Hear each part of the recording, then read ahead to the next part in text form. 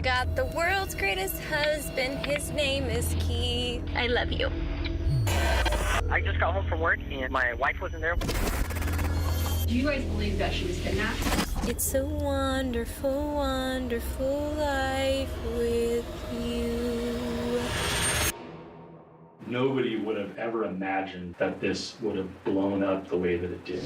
Keith, why was now the right time to tell this story from your perspective, right? Because obviously we had the news coverage at the time, but this is you getting to give your actual accounting of it.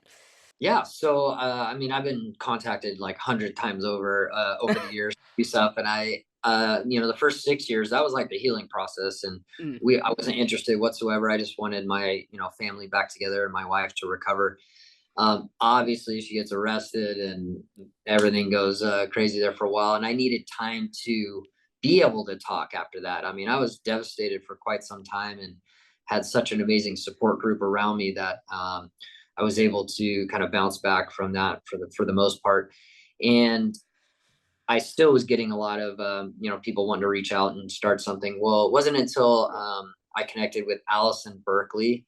She's just amazing, and she was able to tell the story in the way that I wanted the audience, if you will, to know. Like, look at what myself and my kids have gone through the last 6 years. Like, it wasn't like she said a lie and we just been playing ping pong at the house the last 6 years. Like, every single day she made it sure that we knew she was kidnapped, and the level of attention that she needed from all of us.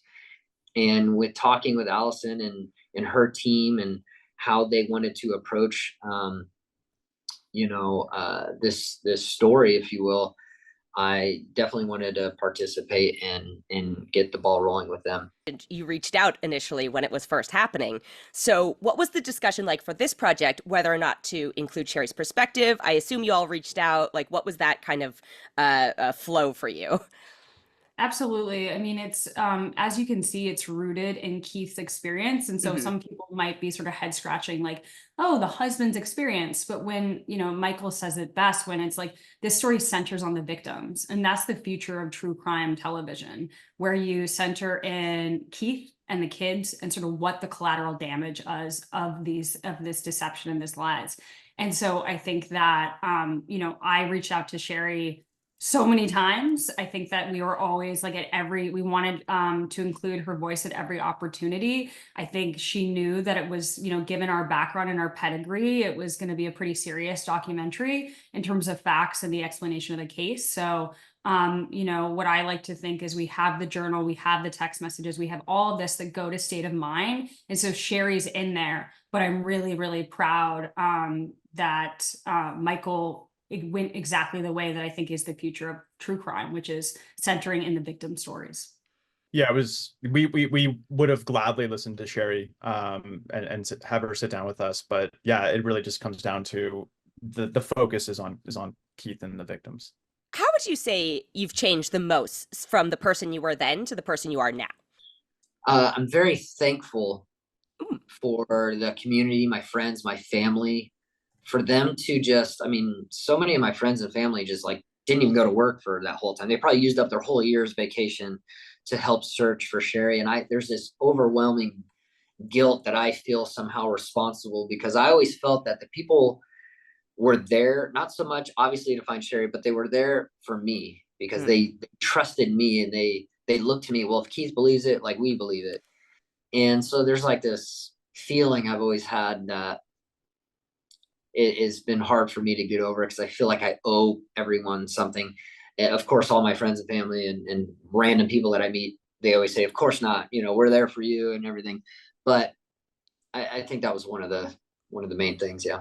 This is going to be a pivot based off thankfulness, but one of the questions I had was around the choice around Thanksgiving as kind of like the date. Was that like a really big holiday in your family? Or do you think that, her choosing that day to kind of resurface was more because of the kind of larger meta plot she was building in the storyline? It wasn't a huge, Thanksgiving's Thanksgiving. Obviously, sure, it's big. Yeah. They all get together. I think it's two things. I think one, it's like, if you're going to pick a day to come back, is it Thanksgiving or the day after? Like, no, we're going big. We're going Thanksgiving. It's a miracle.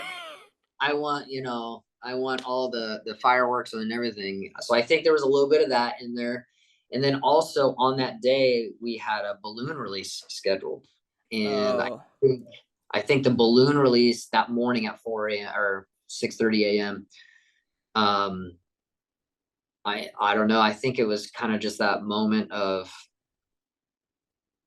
here comes the bride. Like it's just the doors open and she's here. Again, I don't know. I think it had something to do with her plot. Yeah, the dramatic effect of the holiday, the thankfulness, the kind of cherry on top. The cherry on top is what it was. I think the cherry, yes. After 22 days, honestly, I just expected to find her dead. But once she was discovered and seeing the injuries was shocking. The way she looked at me in that moment, I felt like she was lying.